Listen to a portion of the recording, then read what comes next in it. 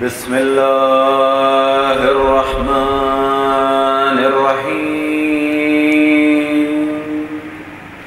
الحمد للہ الذی هو الاول والآخر والظاہر والباطن والصلاة والسلام على أشرف الأنبياء والمرسلين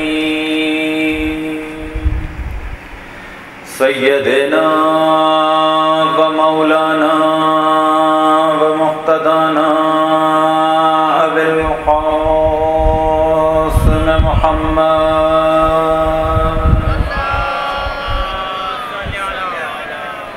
وعلى أهل بيته الطيبين الطاهرين المعصومين المنتجبين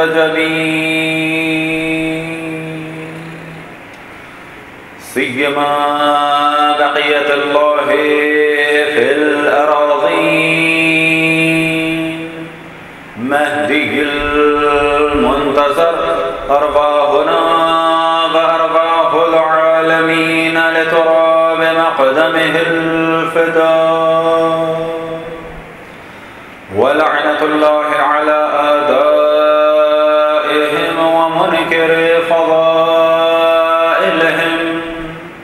وغاصب حقوقهم إلى قيام يوم الدين وقال الله تعالى وهو أصدق القائلين إنما يريد الله ليذهب عنكم الرجس أهل البيت ويطهركم تطهيرا.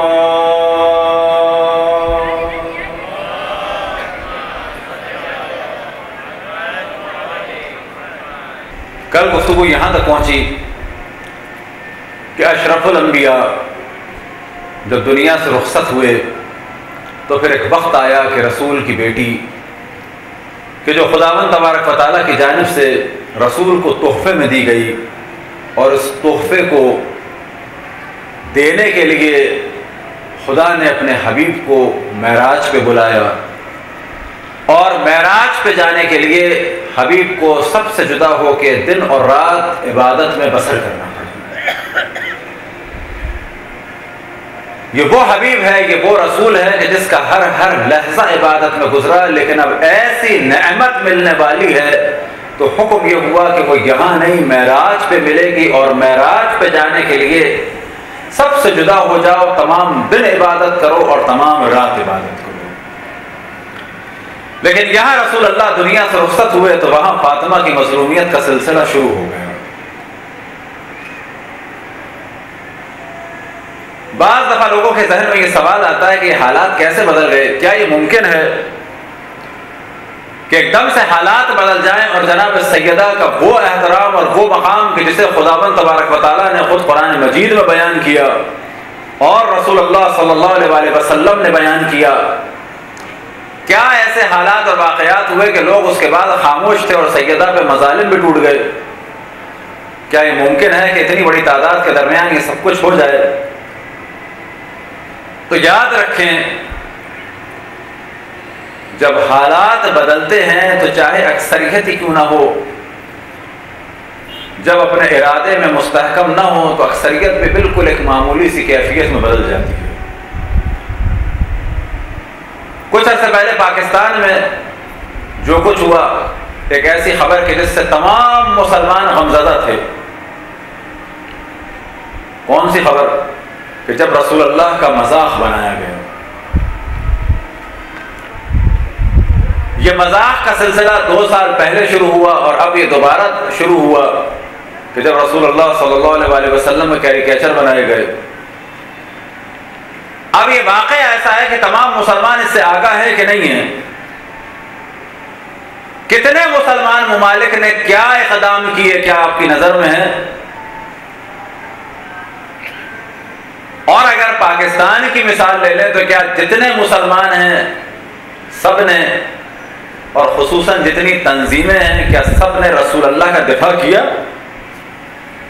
بعض تنظیموں نے اپنے آپ کو بے طرف ظاہر کیا اور یہ ظاہر کرنا چاہا کہ ہم اتنے شدت پسند نہیں ہے کہ رسول اللہ کی توہین میں کھڑے ہو جائیں۔ اب آپ تصور کریں کہ مسلمانوں کے درمیان، مسلمان ملک میں مسلمان اپنے آپ کو رسول اللہ کا دفاع کرتے ہوئے شرم محسوس کریں اور یہ ظاہر کرنا چاہیں دنیا کے اوپر کہ ہم ان لوگوں میں سے نہیں جو رسول اللہ کا دفاع کریں۔ چند مذہبی تنظیموں نے دفاع کیا، لیکن ایک بڑی تنظیمیں بعض ایسی بھی ہیں، کچھ تنظیمیں کہ جنہوں نے کوئی بیان نہیں دیا، اور ہم کو غم یہ تھا کہ ان کے اوپر کہیں دینی ہونے کی مہر نہ لگ جائے۔ یعنی مسلمان ہیں، اپنے آپ کو مسلمان کہہ رہے ہیں، لیکن دیندار ہونے کی گالی سے بچ رہے ہیں۔ کون سی گالی؟ دیندار ہونے کی گالی۔ لہذا بعض بڑی تنظیموں نے اب تک رسول اللہ کے دفاع میں کوئی بیان نہیں دیا، نہ انہوں نے ریلی نکالی، نہ کوئی پوسٹر نکالا، نہ کبھی پریس کانفرنس کی، نہ کوئی چوکنگ کی۔ صحیح ہے، تم کسی اور تنظیم کے نہ ساتھ نہ کرو تو خود تو کچھ کرو۔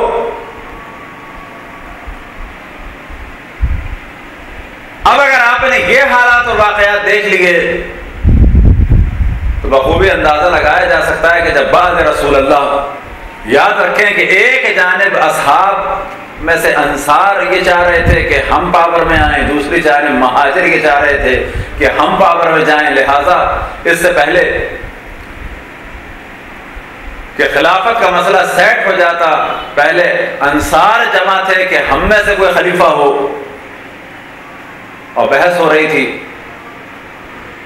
اسی دوران چند اور لوگ پہنچے اور انہوں نے کہا کہ ہم میں سے ہونا چاہیے۔ بحث بہت زیادہ پہنچی، حتیٰ گفتگو یہاں تک ہوئی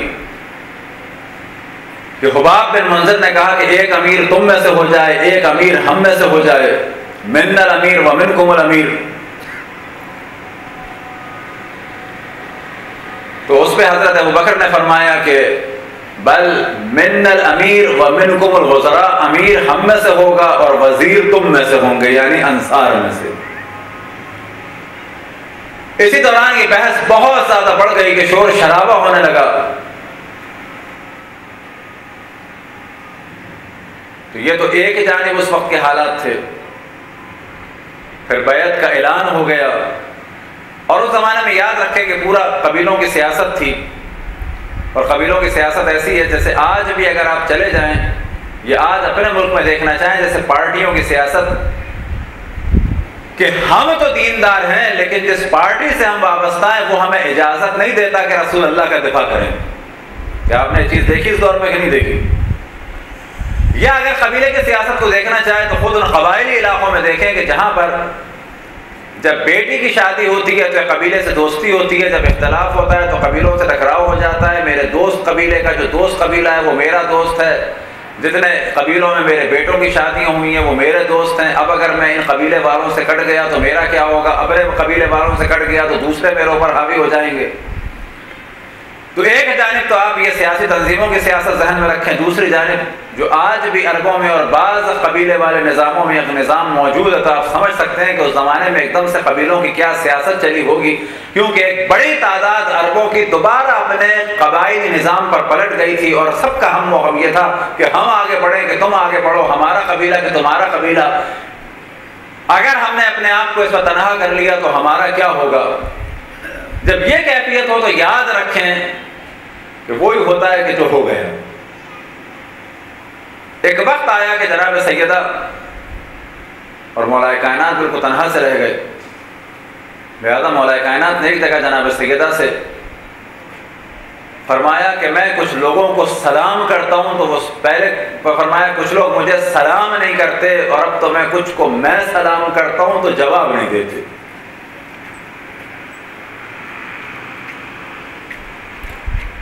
یہ وہ کیفیت تھی کہ جو بدلتی چلی گئی، یہاں تک کہ تمام کتابوں میں لکھا گیا کہ جناب سیدہ کچھ لوگوں سے ناراضی گئیں، تمام مسلمانوں نے اسے قبول کیا، اور بالآخر ایک وقت آیا کہ جناب سیدہ دنیا سے رخصت ہو گئی۔ اب کہا تو یہ جاتا ہے کہ بیمار، لیکن سوال کیا جائے کون سی بیماری تھی؟ کوئی بیماری کوئی سردی یا گرمی کی تھی؟ کیا بیماری کوئی ایسی تھی کہ جگر کی یا گردوں کی یا پھیپھڑوں کی؟ نہیں، بیماری یہ تھی کہ ضربت ایسی لگی کہ اس کے بعد سنبھل نہ پائی۔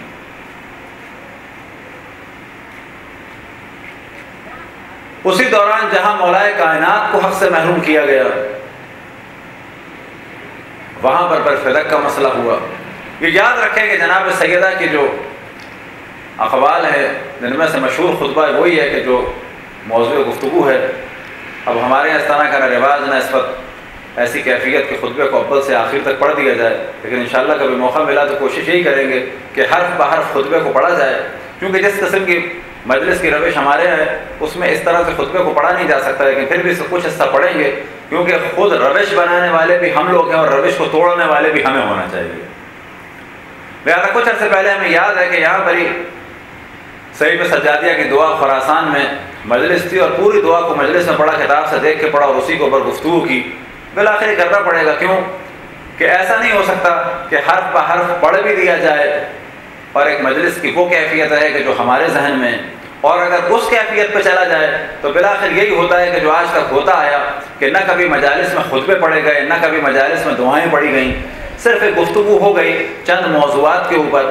البتہ ابھی بھی کیفیت یہی ہے، کیونکہ پورے خطبے کو اگر پڑھا جائے اور پورے خطبے کی اگر شرح دی جائے تو 3 مجالس کم ہیں، کم سے کم 10 یا 15 تو ہوں، اور اگر 15 نہیں تو کم سے کم 10 ہوں، اور اگر 10 نہیں تو کم سے کم 5 ہوں کہ جس میں فقط خطبہ پڑھا جائے اور بعض اس کے الفاظ کی تشریح دی جائے، نہ کہ پورے خطبے کا بیک گراؤنڈ بیان کیا جائے کہ جناب سیدہ یہاں کیا فرمانا چاہتی ہیں۔ لیکن یہ یاد رکھیں کہ ہر دور میں جب انحراف آتا ہے بڑی تیزی سے آتا ہے، جو آپ کے سامنے بیان کیا کہ رسول اللہ کے دفاع کے اوپر اب آپ دیکھ لیں کہ اتنی بڑی تعداد میں مسلمان ممالک نے کیا کیا۔ البتہ اگر کہیں سے ہوا تو وہاں سے ہوا کہ جو قرآن و اہل بیت سے وابستہ تھے۔ ایک وہ زمانہ تھا کہ جب ایران عراق جنگ چل رہی تھی، ہمیں یاد ہے کہ آغا خامنہئی نے جمعے کے خطبے میں کہ جب وہ صدر مملکت تھے، ایران عراق جنگ ختم ہوئی تھی، تو اس وقت انہوں نے سلمان رشدی کے قضیے کے بعد جمعے کے خطبے میں ایک جملہ کہا کہ اس وقت جنگ بند ہو چکی ہے، گو کہ ہمیں اس وقت اچھے تعلقات کی ضرورت تھی، اقتصادی ترقی کی ضرورت تھی، لیکن یہ اقتصادی ترقی رسول اللہ کی حرمت کے عوض نہیں ہمیں چاہیے۔ اگر اس دور میں بھی کسی نے رسول اللہ کے دفاع کے لیے قیام کیا تو الحمدللہ قرآن و اہل بیت سے وابستہ، اور آج بھی اگر مسلمان ممالک میں کسی نے گفتگو کی اس موضوع پہ کھل کے بولا، اور اگر مخالفت کی، اور پھر اس کے بعد جب آزادی بیان کا لوگوں نے سہارا لیا تو اس کے اوپر جواباً ہولوکاسٹ کے کارٹون بنوائے، تو یہ کام اگر ہے تو اسی ملک کا ہے کہ جو قرآن و اہل بیت سے وابستہ ہے، اور خصوصاً اس موضوع میں گفتگو کی اور بہت کھل کے کہا، خدا ان کو طول عمر و طاقت عطا فرمائے۔ وہ کون ہے؟ آغا احمدی نژاد۔ کھل کے کہا کہ جو کہنا تھا، اور حتیٰ خود کہا کہ اگر اتنا ہی آزادی بیان ہو تو ہولوکاسٹ کے اوپر بھی ایک کارٹون کا مقابلہ ہو جائے۔ ہولوکاسٹ کیا چیز کہ جس میں یہودیوں کا قتل عام، یاد رکھیں یہودیوں کا قتل عام خود ایک داستان بنی ہوئی ہے، قتل ہوا بلا شک ہوا، لیکن اتنا نہیں ہوا جتنا بنا دیا، اور اگر ہوا تو ہم نے نہیں کیا، نہ شیعوں نے کیا، نہ سنیوں نے کیا۔ یہ قتل اگر کیا تو عیسائیوں نے کیا، ہٹلر نے کیا۔ ہٹلر شیعہ نہیں تھا، ہٹلر سنی نہیں تھا، ہٹلر رومن کیتھولک عیسائی تھا۔ تو اگر یہودیوں کو انتقام لینا ہے تو ان سے لیں، اس سے ہمارا کیا تعلق؟ اور اگر عیسائیوں کو ان کے اوپر مرہم رکھنا تھا تو ہماری زمین اٹھا کے کیوں دے دی؟ اپنی کوئی زمین دے دیتے یورپ یا امریکہ کی۔ تو یہ یاد رکھیں کہ ہر دور میں کچھ نہ کچھ ہوتا رہتا ہے، اور اس طریقے سے ہوتا ہے کہ بعض دفعہ اکثریت ہوتی ہے لیکن کر کچھ نہیں پاتی۔ اسی پاکستان میں حقوق نسواں بل کا ہوا مسئلہ، کیا آپ نے نہیں دیکھا کہ ٹی وی پہ لوگ آتے تھے جو بظاہر اپنے آپ کو مسلمان بھی کہہ رہے ہیں، اور اس کے بعد کہتے تھے کہ قرآن کی جو سزائیں وہ اجرا کے قابل نہیں ہیں، یا یہ کہ بعض نے تو یہاں تک کہہ دیا یہ سزائیں جو ہیں یہ ایک انسانی سزائیں نہیں ہیں۔ کہاں کہہ دیا؟ پاکستان میں کہہ دیا، ٹی وی پہ کہہ دیا، مسلمان ہونے کے باوجود کہہ دیا۔ کہا گیا کہ سنسار غلط ہے، اس کا قرآن میں ذکر نہیں، صحیح ہے سنسار قرآن میں ذکر نہیں، لیکن اگر سنسار غلط ہے تو یاد رکھے کہ 7-8 موارد بائبل میں ایسے ہیں کہ جہاں پر سنسار کیا جاتا ہے. تو خاتون سے کہا کہ آسما جہانگیر سے کہ سنسار تو چلے قرآن میں نہیں ہے, یہ جو کوڑوں کی سزائیں ہیں اگر کوئی زنا کرے تو اس کو لگائی جائیں.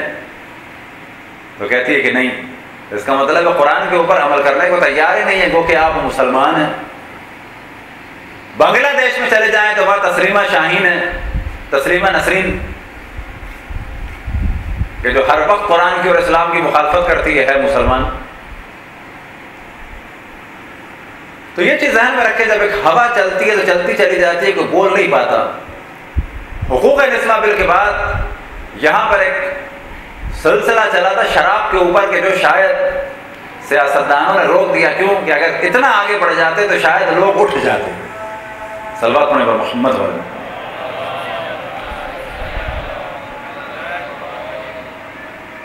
پھر میں آپ کی خدمت میں عرض کروں گا کہ عام طور پہ مجالس میں روش نہیں ہے, لیکن روش بنانے والے اور روش کو ختم کرنے والے ہم سبھی ہیں. اب اگر مجالس میں خود جناب سیدہ کا خطبہ ہم بیان نہ کریں اور آپ نہ سنیں, اسی طرح سے اور خطبات کو بیان نہ کیا جائے, تو کب تک نہ بیان کیا جائے؟ کیونکہ عام طور پہ کہا جاتا ہے کہ اس طرح جب خطبہ بیان ہوا یہ تو مجلس نہیں رہی. تو کیا مجلس جب ہی ہوتی ہے کہ جب پوری بات تفصیل سے نہ بیان ہو؟ تو یاد رکھیں کہ خطبہ مشہور ترین خطبات میں سے ہے, اور سابقہ دور میں اور خصوصاً بنو امیہ اور بنو عباس کے دور میں مومنین اپنے بچوں کو یہ خطبے حفظ کرواتے تھے, اور بہت زیادہ روش تھی کہ ان خطبات کو پڑھا جائے, ان کو بیان کیا جائے. یہ وہ خطبہ ہے کہ بہت بڑی تعداد میں مؤرخین نے اس کو بیان کیا, اور تمام فصاحت و بلاغت کی تقریباً کتابوں میں اس کو لایا گیا, کیونکہ یہ خطبہ بہت ہی فصیح و بلیغ ہے. ابتدا اس کی جو واقعہ بیان ہوا وہی ہے کہ جناب سیدہ سلام اللہ علیہ اپنے گھر سے باہر تشریف لاتی ہیں اس عالم میں کہ چند خواتین اور بنی ہاشم کے چند اور خواتین ساتھ ہیں, اور ان کے ساتھ آتی ہیں. جسم پورا چادر سے ڈھکا ہوا ہے, اور اس شان سے آ رہی ہیں کہ دیکھنے والے کو یہ محسوس ہوتا ہے کہ جیسے رسول اللہ چل رہے ہیں. اور بعض جگہ قدموں میں ابا آتی ہے. اس کے بعد مسجد پہنچتی ہیں. جب مسجد پہنچتی ہیں تو مسجد بھری ہوئی ہے, اس وقت پردہ لگایا جاتا ہے. پھر آپ تشریف رکھتی ہیں, اور مسجد میں ایک ہلچل سی مچ جاتی ہے, کیونکہ جناب سیدہ اچانک مسجد میں تشریف لاتی ہیں, اور وہ بھی تنہا نہیں, چند بنی ہاشم کی خواتین کے ساتھ, نہ کہ مردوں کے ساتھ. اور آنے کے بعد تشریف رکھتی ہیں. ایک سکوت سا چھا جاتا ہے کہ کیا واقعہ ہے, کیا حالات ہے, کیا ہونے والا ہے. ایک دم سے جناب سیدہ آ گئی ہیں مسجد میں, نماز ابھی ختم ہوئی اور آنے کے بعد پردہ لگا, اور اس کے بعد اب بیٹھ گئیں, اور بیٹھنے کے بعد ایک سکوت چھا گیا, اور کسی کو سمجھ میں نہیں آ رہا کیا ہونے والا. تھوڑی دیر کے لیے سب ساکت ہیں. فرض کریں کہ یہاں کوئی آ جائے اور آنے کے بعد بیٹھ جائے, اور آپ بھی خاموش, وہ بھی خاموش, کہ کیا ہے, کیا بات ہے, کب بات ہوگی. یہاں تک کہ جناب سیدہ کی ایک دم سے گریے کی آواز بلند ہوئی کہ پوری مجلس, پوری مسجد جو ہے وہ اس گریے کی وجہ سے ایسی کیفیت میں بدل گئی کہ بہت سارے لوگوں نے گریہ شروع کر دیا. پھر کچھ دیر جناب سیدہ خاموش ہیں, اور دوسری جانب ایک عجب پریشانی کی سی کیفیت ہے کہ اب جناب سیدہ کیا کرنے والی ہیں. کیونکہ یاد رکھیں کہ جناب سیدہ کا ایک جانب یہ قدم اور دوسری جانب وہ قدم کہ مجھے رات کی تاریکی میں غسل دینا, مجھے رات کی تاریکی میں حنوط دینا, مجھے رات کی تاریکی میں کفن دینا, مجھ پہ رات کی تاریکی میں نماز پڑھنا, مجھے رات کی تاریکی میں دفن کرنا اتنی بڑی مشکل بن گیا تھا لوگوں کے لیے کہ لوگ یہ سوال کرتے تھے کہ کیا وجوہات ہیں کہ بنت رسول کو رات کی تاریکی میں دفن کیا اور کچھ لوگوں کو نہیں آنے دیا گیا. تو جناب سیدہ نے اپنے خطبے کی ابتدا کی کہ خداوند تبارک و تعالیٰ کی حمد اور ثنا سے ابتدا کی, اور یاد رکھیں کہ جو معرفت خدا اور جو معرفت الہی کے خزانے اور دعائیں مذہب اہل بیت میں ہو کہیں نہیں. جتنی دعائیں اور جتنے خطبے توحید کے اوپر مذہب اہل بیت میں, اتنے کہیں نہیں. جناب سیدہ نے ابتدا کی اور فرمایا ابتدئ بحمد من هو اولا بالحمد, ابتدا کرتی ہوں حمد سے اس کی کہ جو سب سے زیادہ حمد کا حقدار ہے, جو صاحب قوت اور صاحب رفعت اور صاحب مقام ہے. میں حمد اس کے لیے ہم کہ جس نے نعمتیں ادا کی، اور اسی کے لیے شکر ہے، اسی کے لیے ثنا ہے. اور خداوند تبارک و تعالیٰ کی حمد کے بعد پھر آپ نے فرمایا اشہد ان لا الہ الا اللہ وحدہ لا شریک لہ، کہ میں گواہی دیتی ہوں کہ خداوند تبارک و تعالیٰ وحدہ لا شریک ہے. یہ ذہن میں رہے کہ ائمہ علیہم السلام نے ہمیشہ اگر گفتگو کی تو سب سے پہلے خداوند تبارک و تعالیٰ سے گفتگو کی. اور ائمہ کی سب سے بڑی فضیلت یہ ہے کہ وہ خدا کے سب سے زیادہ مطیع و فرما بردار ہیں. کیا کوئی یہ تصور کر سکتا ہے کہ مولائے کائنات سجدہ نہیں کرتے تھے خدا کو؟ تصور نہیں کیا جا سکتا. ایک بڑی غلط فہمی جو ہمارے عام طور پر مومنین کے دلوں میں ہے، اور اب جب فاصلے سمٹ گئے اور سفر بڑھ گئے وہ ضمن بیان ہو جائے، کیونکہ پھر میں عرض کروں کہ جو اہم چیزیں بعض بیان ہو جائیں، لیکن اس کے علاوہ اور موضوعات کے جو آج کے حالات سے بہت زیادہ ضروری ہیں اس کی جانب سے مومنین توجہ نہ ہٹائیں. کل آپ کے سامنے بیان ہوا کہ ایک جانب تو شیعوں کو ضعیف کرنے کی کوشش کی جا رہی ہے، ان کے مرکز سے ہٹانے کی نجف اور خمس اور مرجعیت سے، دوسری جانب اقتصادی طور سے خمس کی جانب کہ جو خمس نہ دیا جائے. کیوں نہ دیا جائے؟ تاکہ ایک وقت آئے کہ شیعوں کی تبلیغ اور نجف اور خمس کا نظام خراب ہو جائے. یہ سازش ہے. تو دوسری جانب یاد رکھیں کہ ائمہ کی سب سے بڑی فضیلت یہ تھی کہ وہ سب سے زیادہ خدا کے مطیع و فرما بردار تھے. نہیں تھی تو آپ جواب دیں گے جی نہیں تھی مطیع و فرما بردار. کیا ان کے علاوہ کوئی اور تھا؟ کوئی نہیں تھا. اب یہ تصور کرنا کہ ائمہ خوش ہو جائیں گے کہ جب ہم کہیں گے اہل بیت رب ہے، تو یاد رکھیں ان چیزوں سے اہل بیت خوش نہیں ہوں گے. بلکہ اگر یہ جملہ ائمہ کے دور میں کہا جاتا تو ائمہ سزا دیتے، اور یہ جملہ اگر ظہور کے بعد اس قسم کی باتیں کی جائے گی تو امام سزا دیں گے. یہ بعض جگہ کوشش کی جا رہی ہے اس قسم کی خرافات کہ آپ نے سنا ہوگا. پھر یہ بہت مختصر سے لوگ ہوتے ہیں، لیکن یاد رکھیں بعض دفعہ 2-4 لوگ سب کو بدنام کر دیتے ہیں. آپ میں سے کس نے بکرے ذبح کر کے خون اپنے ملا؟ کسی نے بھی نہیں ملا، لیکن 2-4 لوگوں نے کام کیا، پوری ملت کے لیے بدنامی بن گئے. لیکن بدنامی کب بنتے ہیں؟ کہ جب 2-4 لوگ کر رہے ہوں اور باقی ہم سب، جس طرح 11 ہجری میں لوگ جناب سیدہ کے گھر کا گھراؤ دیکھ رہے تھے اور خاموش تھے، بالکل آج اگر ہم دین کا مذاق بنتے ہوئے دیکھیں اور خاموش ہوں تو ہم میں اور ان میں کوئی زیادہ فرق نہیں ہے. کام 2-4 ہی کرتے ہیں، لیکن جب سب خاموش گونگے بیٹھے ہوتے ہیں تو اس وقت وہ 2-4 لوگ پوری قوم کو بدنام کر دیتے ہیں. لہذا بعض جگہ تو کیفیت یہ ہو گئی کہ پھر میں آپ سے عرض کروں، جیسے کل بیان کیا کہ بعض وہ لوگ کہ جو دوسرے مذہب سے ہمارے یہاں داخل ہو کے یہاں لا کے بٹھائے جا رہے ہیں، کہ جو بعض دفعہ مجالس میں علی اللہ کے نعرے تک لگوا رہے ہیں، یاد رکھیں کہ یہ اہل بیت کے طرفدار نہیں ہیں، یہ اہل بیت کو بدنام کرنے والے ہیں. یہ اہل بیت کو بدنام کرنے والے ہیں، یہ اہل بیت سے محبت کرنے والے نہیں ہیں. یہ مذہب اہل بیت کو کفر میں ثابت بدلنے والے ہیں. یہ شیعوں کو کافر قرار دینے کے لیے لائے گئے تاکہ ان کی ویڈیو پوری دنیا میں نشر کی جائے. لہٰذا بعض جگہ اس قسم کی باتیں کی جا رہی ہیں کہ جی مولا علی کے لیے کہا جائے علی اللہ، لیکن سوال کیا جائے کہ مولا کائنات نے کیا ساری زندگی کسی کو سجدے کیے یا نہیں کیے؟ اس کا جواب ایک ہے، یا کیے یا نہیں کیے. کوئی ہے ایسا کہ جو کہے کہ مولا علی نے کبھی سجدے نہیں کیے؟ نہیں کیے. تو کیے تو کس کو کیے؟ وہ اللہ تھا، نہ کہ مولا علی اللہ. ایک داستان جو بچپن سے آپ اور ہم سنتے آئے کہ شام میں ایک پہاڑ ہے اور وہاں سے لوگ بچوں کو پھینک دیتے ہیں، سنا ہوگا، بہت بڑی تعداد میں لوگوں نے سنا ہوگا. اب تو شام کا بڑا آسان ہو گیا راستہ، وہاں جا کے آپ لوگ پہاڑ کیوں نہیں ڈھونڈتے؟ وہاں جا کے وہ لوگ کیوں نہیں دیکھتے آپ جو اپنے بچوں کو پھینک رہے ہیں پہاڑ سے؟ جا کے ڈھونڈے.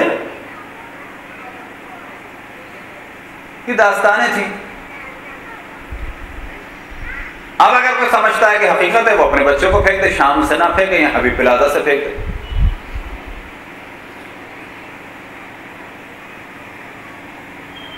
یہ یاد رکھیں کہ اس وقت شام کے مومنین کو نصیری کہنا ایک بہت بڑا جرم ہے.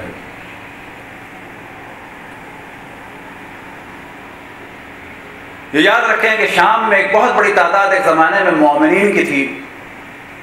کبھی کم ہوتی گئی، کبھی زیادہ ہوتی گئی۔ جب سے صلاح الدین ایوبی کا اس علاقے میں بڑا زور پڑا، بنو امیہ بنو عباس کے بعد ایک زمانہ آیا کہ فاطمیوں کے زمانے میں مومنین کی تعداد بڑھی، ذرا کھل کے کام کرنے لگے۔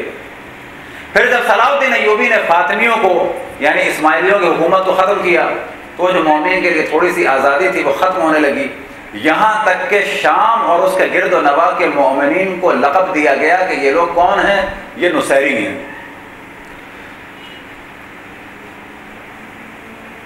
شام کے علوی علماء، یہ علوی ایسا ہے جیسے کہ ہم اپنے آپ کو کہتے ہیں، کوئی سوال آپ دوسرے سے کرتے ہیں کہ آپ مومن ہیں؟ اب 500 سال کے بعد کوئی کہے کہ جی پاکستان میں شیعہ نہیں رہتے، پاکستان میں مومن رہتے ہیں، کہا جائے گا نا مومن یعنی شیعہ۔ شام میں علوی اپنے آپ کو لوگ کہتے تھے، علوی یعنی ہم علی کی امامت کے ماننے والے، ائمہ کو ماننے والے، لیکن وہ شیعہ تھے۔ پھر اس کے بعد ایوبیوں نے اور عثمانیوں نے ان کے اوپر اتنا زیادہ پریشر ڈالا اور ان کو بدنام کیا یہ کہہ کے کہ یہ لوگ شیعہ نہیں ہیں، یہ لوگ نصیری ہیں۔ لہذا آج بھی علوی علماء کے بقول کہ دشمن نے ہمیں گالی کے طور پہ یہ لقب دیا تھا نصیری کا، یاد رکھیں، دشمن نے ہمیں گالی کے طور پہ لقب دیا تھا نصیری کا، یہ علوی علماء کے بقول شام کہ دشمن نے ہمیں گالی کے طور پہ نصیری کا لقب دیا تھا، اور افسوس یہ کہ اب دوست بھی ہمیں نصیری کہہ کے یاد کرنے لگے۔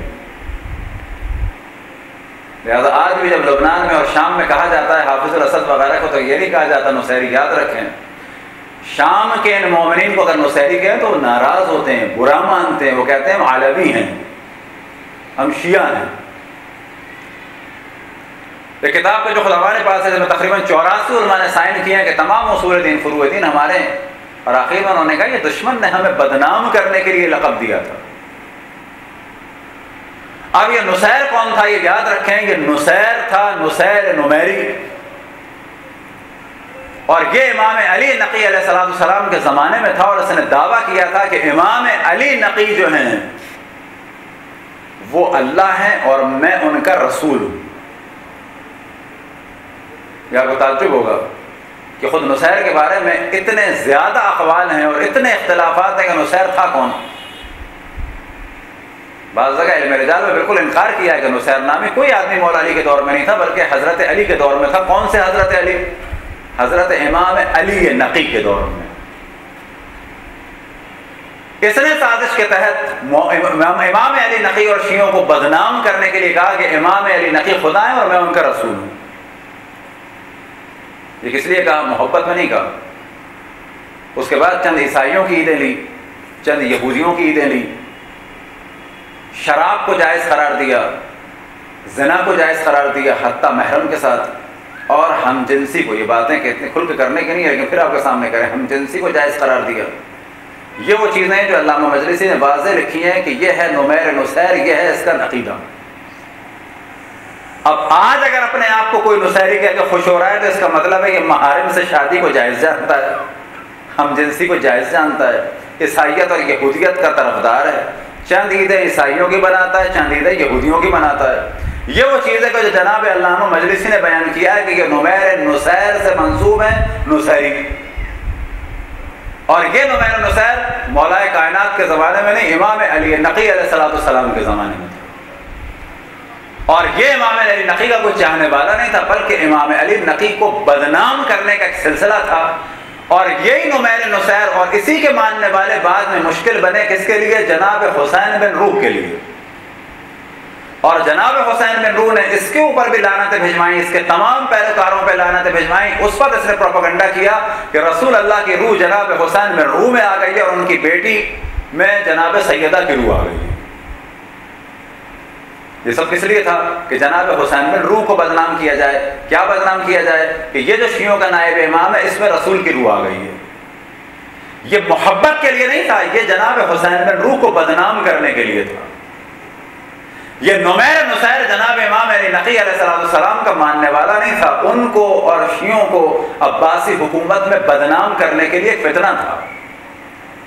یہ وہ نظریات ہے، اگر دیکھنا چاہے تو اس کو بہار کمباسی ایڈریس دے دیں، وہاں پہ جا کے دیکھیں جو کچھ علامہ مجلسی نے لکھا ہے، اور پھر علامہ مجلسی سے بحث کرے۔ البتہ آپ کو تعجب ہوگا کہ اب جو کام ہو رہا ہے وہ فقط نائبین امام کو گالیوں کا نہیں ہو رہا، بلکہ میں نام لوں واضح، ابھی چند کلپس ہیں ویڈیو کے آپ کو مل جائیں گے جس میں غضنفر عباس تونسوی کو جو یاد رکھیں کہ ہمارے مذہب میں داخل کیا گیا ہے، یہ اس کا کوئی تعلق ہم سے نہیں تھا. اس نے اپنی مجلس میں علامہ مجلسی کو کتا کتا کہہ کے گالیاں دلوائی ہیں.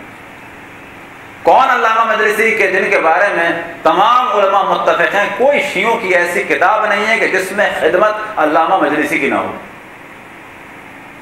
کوئی ایسی گفتگو نہیں ہے، یاد رکھیں، کوئی ایسی مجلس نہیں ہے کہ جس کے اندر کوئی چیز نقل ہو اور ان میں سے کچھ نہ کچھ علامہ مجلسی سے نہ ہو.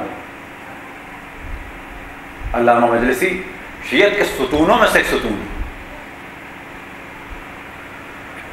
تو یہ وہ چیزیں ہیں کہ یاد رکھیں، کیونکہ اپنے آپ کو کہے کہ میں نصیری ہوں تو اس کے معنی ہے کہ یہ اسی ڈیفینیشن پہ اگر پورا اترتا ہے کہ جس پہ علامہ مجلسی فرما رہے ہیں تو فبے یا تو اپنے آپ کو نصیری کہے یا جو کچھ کہے.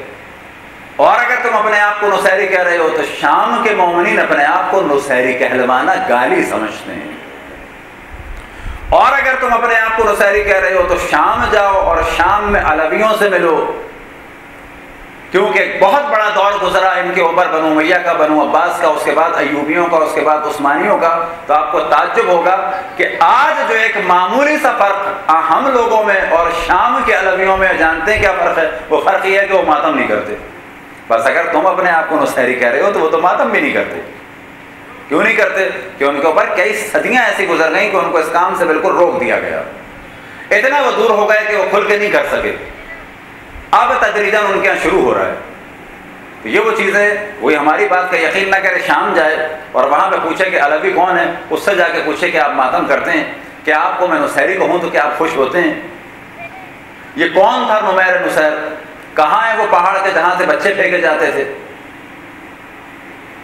یہ نظریے بنانا اور ان کو پھیلانا، یاد رکھیں کہ یہ صرف اس لیے ہے کہ ہمیں دوسرے مذاہب کے سامنے بالکل گرا دیا جائے. چاہے بکروں کا ذبح ہونا ہو، چاہے رقص اور موسیقی اور گانا بجانا آئمہ کی ولادتوں پہ ہو، چاہے وہ یہ اس قسم کے نظریات ہوں، یہ صرف اس لیے ہیں کہ جب شیعت عروج پہ جا رہی ہے اور ساری دنیا کی توجہ اس وقت مذہب اہل بیت پہ ہے، تو شیعت کو ایسا کر کے پیش کرو کہ جس سے تبلیغ ان کی رک جائے. اور یہ کام یاد رکھیں اندر سے ہو سکتا ہے، باہر سے نہیں ہو سکتا. صلوات پڑھیں پر محمد والے.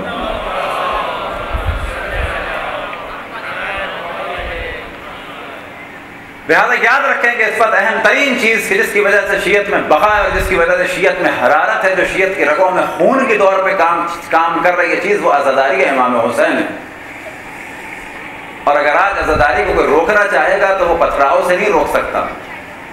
اگر عزاداری کو کوئی روکنا چاہے گا تو اس طریقے سے روکے گا کہ اپنے آپ کو عزادار ظاہر کر کے عزاداری کے چہرے کو خراب کرے گا. عزاداری کے چہرے کو خراب کرے گا. بقول مولانا فروز حیدر عابدی کے، اس بات پہ بارے یقین نہ کرے، انگلینڈ کے بعض مومنین سے فون کر کے آپ پوچھیں، آپ کو تعجب ہوگا کہ بعض ان جہلا نے، ملنگوں نے زلزلے کے گوبر کو تقسیم کیا پیکٹ بنا کے، جس پہ مولانا فروز حیدر عابدی نے مجلس میں مذاق بھی بنایا، اللہ ان کے درجات بلند کرے، اور ساتھ میں یہ بھی کہا کہ ذرا یہ بھی بتا دیتے کہ یہ کھانے کے لیے یا ملے کے لیے. آپ کے خیال میں یہ عزاداری کی توہین ہو رہی ہے یا عزاداری کی خدمت ہو رہی ہے؟ عزاداری کی توہین ہو رہی ہے. یہ شیعت کی خدمت ہو رہی ہے، شیعت کو ذبح کیا جا رہا ہے، یہ شیعت کو ذبح کیا جا رہا ہے. یہ آئمہ کی خدمت نہیں ہو رہی ہے، بالکل نمیر نصیر کی طرح آئمہ کے نام کو مٹایا جا رہا ہے. کیوں؟ کہ جب آپ آئمہ کے بارے میں خدا کا دعویٰ کریں گے تو لوگ پھر آئمہ کو گالیاں دیں گے. جب اگر آئمہ کے بارے میں اللہ یا رب ہونے کا دعویٰ کیا جائے گا تو لوگ کہیں گے واقعی یہ لوگ کافر ہیں. اور وہ لوگ معاذ اللہ کون؟ یعنی آئمہ منحرف تھے، شاید وہ اپنی جانب دعوت دیتے ہوں، جاہل تو یہی کہے گا. لہذا یاد رکھیں اگر کسی کو آئمہ کا احترام کرانا ہے تو آپ کو یہ ثابت کرنا ہوگا کہ مولا کائنات اور جناب سیدہ اور آئمہ راتوں کو عبادتیں کرتے تھے. آئمہ کا احترام یہ ہے. جناب سیدہ کے بارے میں روایتوں میں بیان ہوا کہ جس وقت آپ محراب عبادت میں جاتی تھیں تو آپ کے جسم میں متحرک سے ایک نور بلند ہوتا تھا جو ستون کی صورت میں عرش خدا تک جاتا تھا، عرش الہی تک. جناب سیدہ کا یہ احترام ہے. جناب سیدہ کا احترام یہ نہیں ہوگا کہ معاذ اللہ کوئی کہتی تھی وہ تو عبادت ہی نہیں کرتی، وہ تو خود خدا تھی. تو ایک وقت آئے گا کہ عام لوگ کہیں گے جناب سیدہ کی توہین کریں گے. آئمہ کا اصل احترام یہ ہے کہ سب سے زیادہ عبادت کرنے والا اگر کوئی دنیا میں تھا آئمہ کے دور میں تو وہ آئمہ کی ذات تھی. سب سے زیادہ اگر کوئی سجدہ کرنے والا تھا خدا کو تو کون تھا؟ ائمہ کی ذات تھی. سب سے زیادہ اگر کوئی ان کے دور میں معرفت الہی کے مقام پر فائز تھا تو وہ ائمہ کی ذات تھی. صلوات پڑھیں بر محمد والے محمد.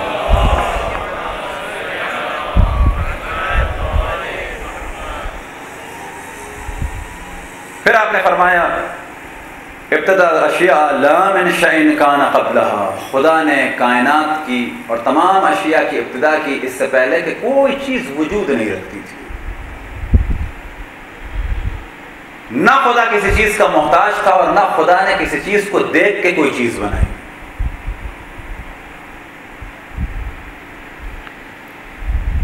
نہ کسی جانب خدا کی حاجت تھی اور اپنی قدرت کو خداوند تبارک و تعالیٰ نے ظاہر کیا اور اس کے بعد اپنی اطاعت کا ثواب رکھا اور اپنی مخالفت کا عذاب رکھا. انبیاء کو مبعوث فرمایا اور پھر فرماتی ہیں اشہد ان ابی محمد عبدہ ورسولہ.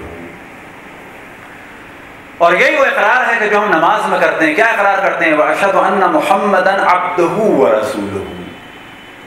پہلے کس چیز کا اقرار کرتے ہیں؟ اشہد ان رسولہ نہیں کہتے، واشہد ان محمدا عبدہ ورسولہ. عبد کے معنی ہے غلام کے، کہ میں گواہی دیتا ہوں کہ اللہ وحدہ لا شریک ہے، کوئی اس جیسا نہیں ہے، نہ ذات میں نہ صفات میں. اور میں گواہی دیتا ہوں کہ محمد صلی اللہ علیہ وآلہ وسلم اللہ کے غلام ہیں. عبد کے معنی ہے غلام. میں گواہی دیتا ہوں کہ آپ اللہ کے غلام ہیں اور اللہ کے رسول ہیں. کیوں کہ مقام عبودیت پہلے ہے. پہلے رسول اللہ کے غلام ہیں اور پھر مقام نبوت ہے. اگر آپ سوال کیا جائے کہ کون سا مقام زیادہ بڑا ہے تو کہا جائے گا اللہ کا غلام ہونا بڑا ہے. غلام ہیں اللہ کے تو رسول بنے اللہ کے.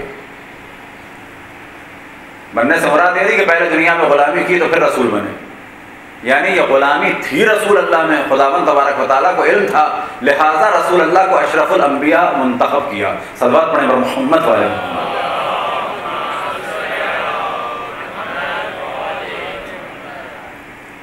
یہ ابتدا تھی. اور اس میں جو اس خطبے کا سب سے اہم حصہ ہے جو آپ کے سامنے مختصر سا بیان ہو، کیونکہ ہر چیز اس میں بیان نہیں کی جا سکتی کیونکہ طویل خطبہ ہے، کہ تمام یہ چیزیں بیان کرنے کے بعد مہاجر اور انصار کو اور سب کچھ جوڑنے کے بعد اور اقرار لینے کے بعد کہ جان لو کہ میں فاطمہ ہوں اور رسول کی بیٹی ہوں. اب اس کے بعد جو آپ نے گفتگو شروع کی، انتم الان تزعمون ان لا ارث لنا ولا حظ افحکم الجاہلیت تبغون ومن احسن من اللہ حکما لقوم یوقنون افلا تعقلون بلا قد تجلی لکم کالشمس الضاحیہ انی ابنتہ. کیا تم یہ سوچتے ہو کہ میری کوئی میراث نہیں ہے، میرا کوئی حق نہیں ہے؟ کیا تم جاہلیت کے دور میں پلٹ گئے، اس زمانے کی جاہلیت کی باتیں کرتے ہو؟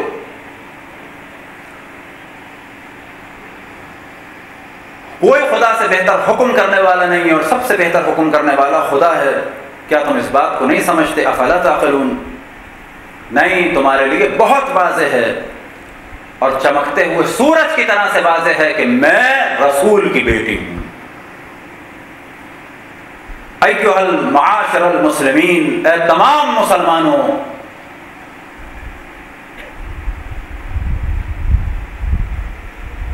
اوتزوا ارث ابی یبن ابی قحافہ فی کتاب اللہ ان ترث اباک ولا ارث ابی. پھر مخاطب کی ایک شخص کو کہا کیا کتاب خدا میں یہ لکھا ہے کہ تو اپنے باپ سے میراث پائے گا اور میں اپنے باپ سے میراث نہیں پاؤں گی؟ لقد جئت شیئا فریا، کتنی عجیب و غریب تو نے حرکت کی ہے.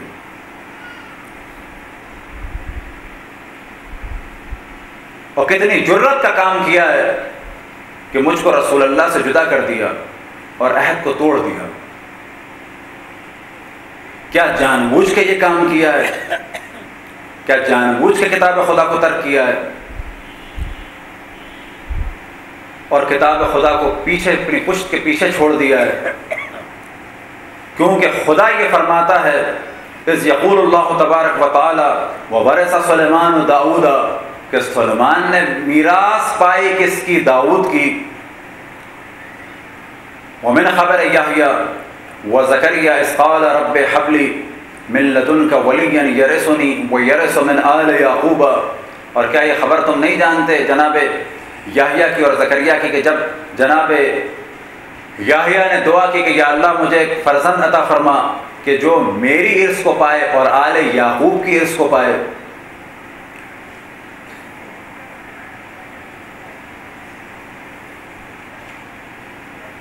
اور کیا تم نے یہ قول نہیں سنا وَأُولُو الْأَرْحَامِ بَعْضُهُمْ أَوْلَىٰ بِبَعْضٍ فِي کتاب اللہ، کہ جو رشتہ دار ہیں وہ قرآن میں ان کا بیان کیا گیا کہ کچھ اور رشتہ داروں کی نسبت اولویت رکھتے ہیں، کس میں؟ میراث میں، یعنی کچھ کو زیادہ ملے گی کچھ کو کم ملے گی۔ وقال سبحانہ وتعالی یوصیکم اللہ فی اولادکم للذکر مثل حظ الانثیین، کہ خداوند تبارک و تعالیٰ تمہیں بس نصیحت کرتا ہے کہ اپنی اولاد کو حصہ دو، کتنا دو؟ کہ لڑکوں کا دگنا ہوگا لڑکیوں کے مقابلے میں۔ کیا یہ قرآن میں نہیں ہے؟ وقال ان ترک خیرا الوصیۃ للوالدین والاقربین بالمعروف حقا علی المتقین، کہ خداوند تبارک و تعالیٰ نے حکم دیا کہ وصیت لکھ کے جاؤ اپنے والدین کے لیے، اپنے رشتہ داروں کے لیے، اور یہ متقین کے اوپر لازم ہے، یہ ان کا حق ہے۔ فَزَعَمْتُمْ أَنْ لَا حَظَّ لِي وَلَا إِرْثَ لِي مِنْ أَبِي، کیا تم یہ سمجھتے ہو کہ میرا کوئی حق نہیں ہے، میری کوئی میراث نہیں ہے میرے والد سے؟ وَلَا رَحْمَ بَيْنَنَا، کیا میری اور رسول کے درمیان کوئی تعلق نہیں تھا، میرا اور ان کا کیا کوئی رشتہ نہیں تھا؟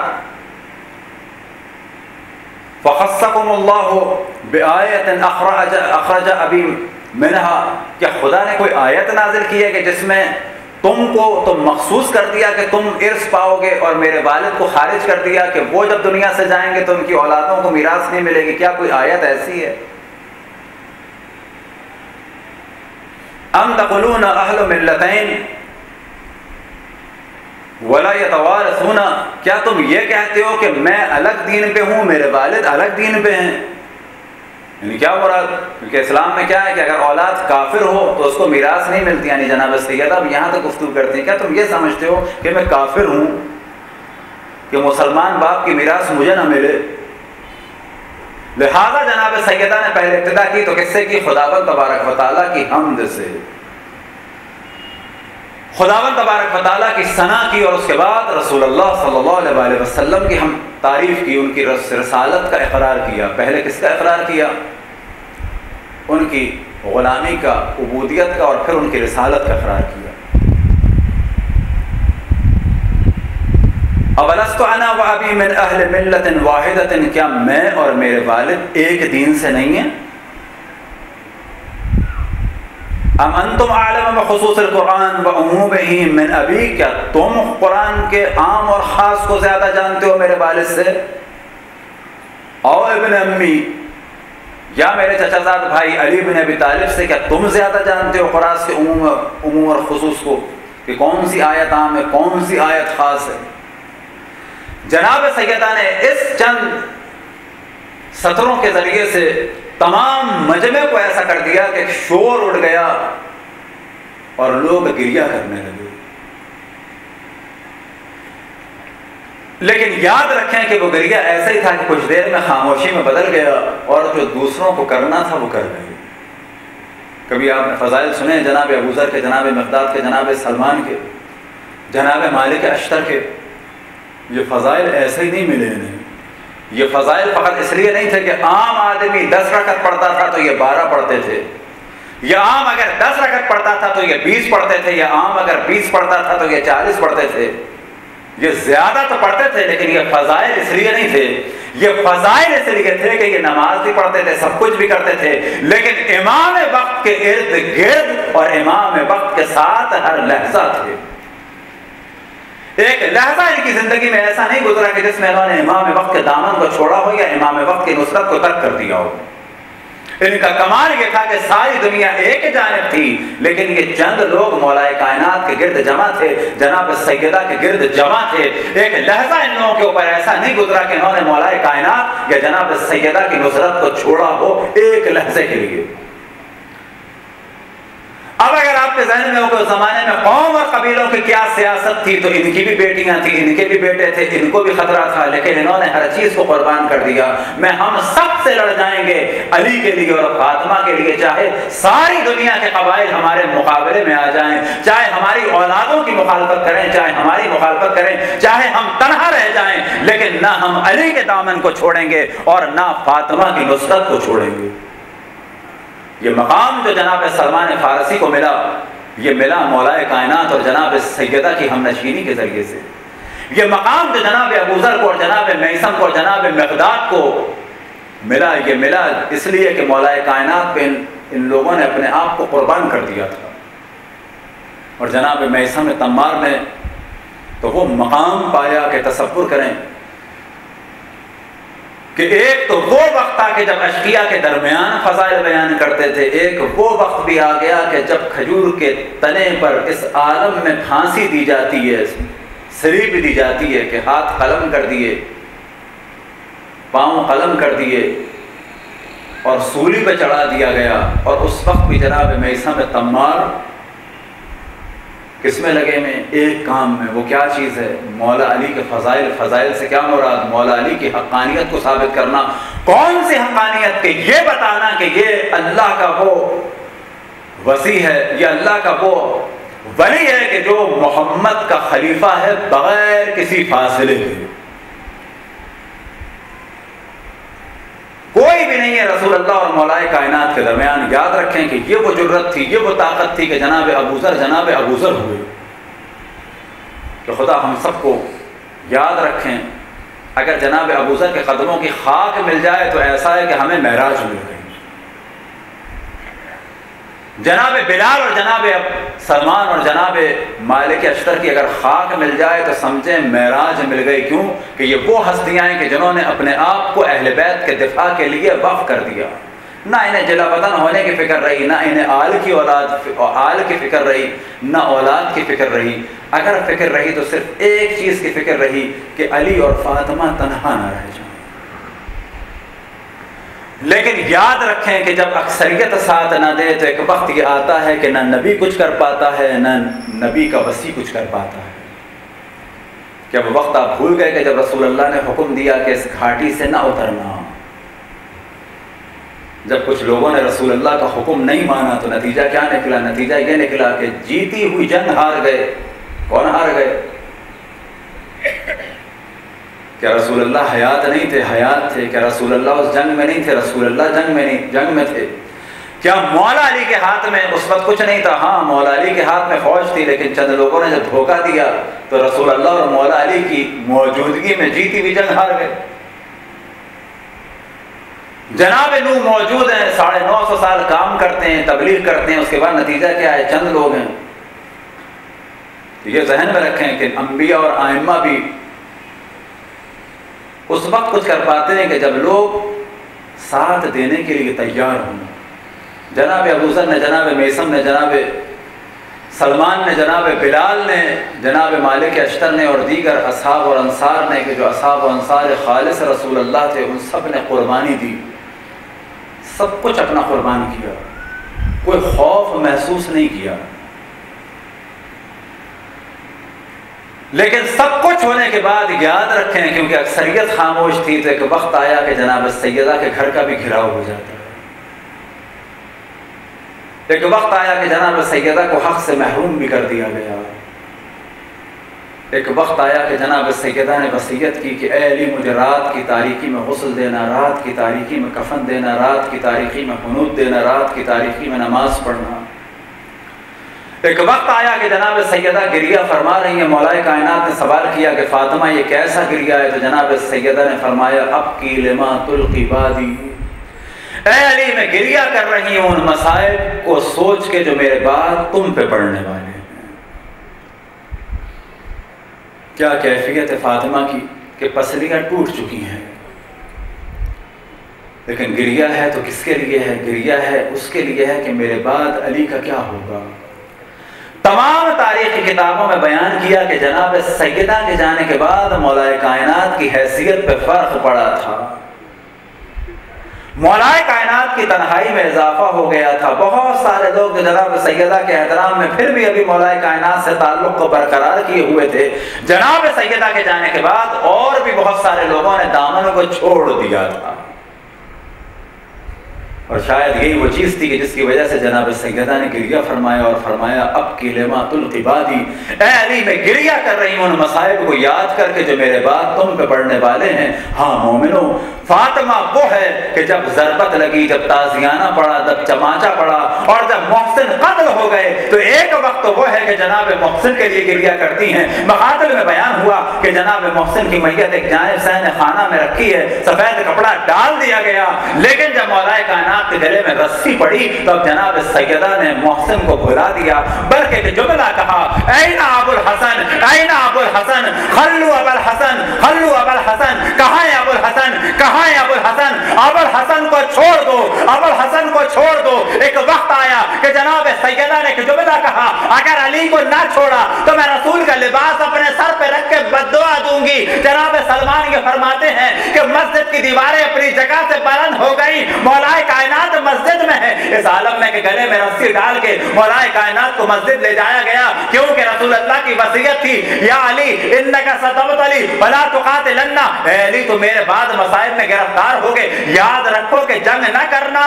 وجہ کیا تھی کہ جنگ نہ کرنا؟ ارے جنگ نہ کی تو علی پہ اتنی لعنتیں پڑی کہ عمر ابن عبدالعزیز کے زمانے میں بنو امیہ میں ختم ہوئی۔ اگر علی جنگ کر دیتے تو یاد رکھیں کہ ایک بہت بڑا طبقہ علی سے اتنا دور ہو جاتا کہ شاید آج تک علی کے اوپر لعنتیں بھیجی جاتی، دین سے دور ہو جاتے، توحید سے دور ہو جاتے۔